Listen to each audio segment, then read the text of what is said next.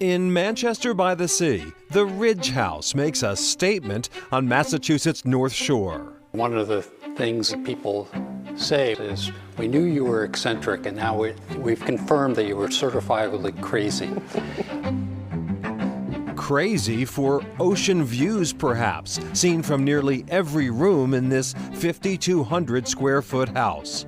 Owner Hamilton Mailman has been living here since 2004. This land was owned by my mother, and I was fortunate enough to be able to buy it in 2000. And we actually didn't have any idea that there was such a fantastic view from this site because it was heavily wooded. Mailman and architect Marcus Gleistein designed Ridge House with contemporary art in mind.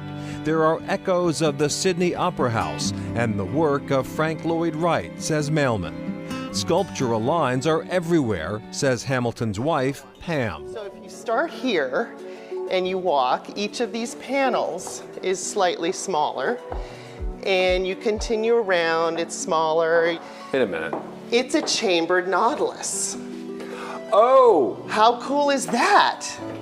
And then you end up in here. Isn't it magical? Like yeah. What just happened? That was like a Harry Potter. Exactly. In the great room, granite boulders surround the fireplace. Nothing about this steel and glass property is traditional. Not even the garage, which may look familiar.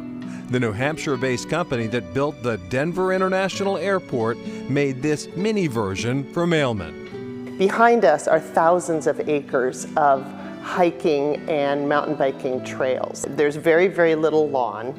It's all very much native plants, so there's very little use of water.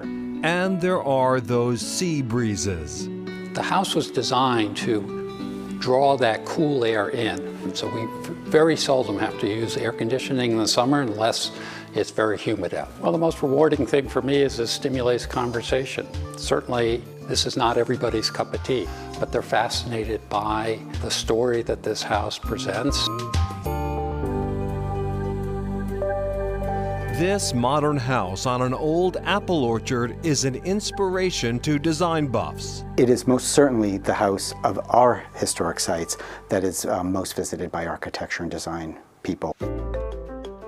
Peter Gittleman is in charge of visitor experience at the nonprofit Historic New England, which owns the Gropius House turned museum. The Gropius House was built in 1938 by Walter Gropius, who was the founder of the Bauhaus School in Germany, a school that brought together fine arts and applied arts under one roof. The Bauhaus School created one of the most influential modernist movements in history. And the idea is that this is a philosophy, it's not a style. Gropius was absolutely anti-style. He felt that as soon as something got codified into a style, it was doomed because it was going to fall out of style. Gropius built this house for his wife and daughter after moving to Massachusetts to teach at Harvard. He lived here for more than 30 years until his death in 1969. The house is shaped like a shoebox, which is, as Gropius had always said, is the most efficient type of shape for constructing a modern house. All the large picture windows of this house are looking out toward privacy, looking out toward nature. This 3-bedroom, 2,300 square foot house is famous for its smart design and decor. Much of the furniture that you see in this house is furniture that was built in 1925, 1926. The primary bedroom has a glass dividing wall, which helps trap heat. Closets are hidden, and mirrors make rooms feel larger.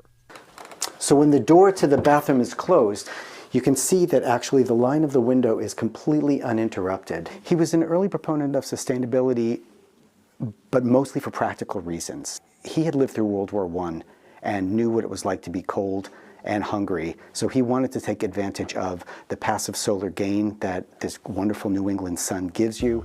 He wanted to make sure that he had a way of heating the house with the fireplace if he lost power. At the time, locals were disdainful, calling the Gropius House a chicken coop that wouldn't last. The house is still incredibly modern. Everything in this house feels so familiar that visitors want to come in and sit on the furniture, which is a challenge that we have, but it means also that the design is a success because people want to come in and make themselves at home. Built like a shoebox, quite a house. And Gropius' wife lived in the house until the 1980s, and then she gave the house to historic New England. And Peter Gittleman says that the house really has cemented the reputation of Lincoln as welcoming of modern architecture. That's the kind of influence Gropius had on architecture in general and on Lincoln as well.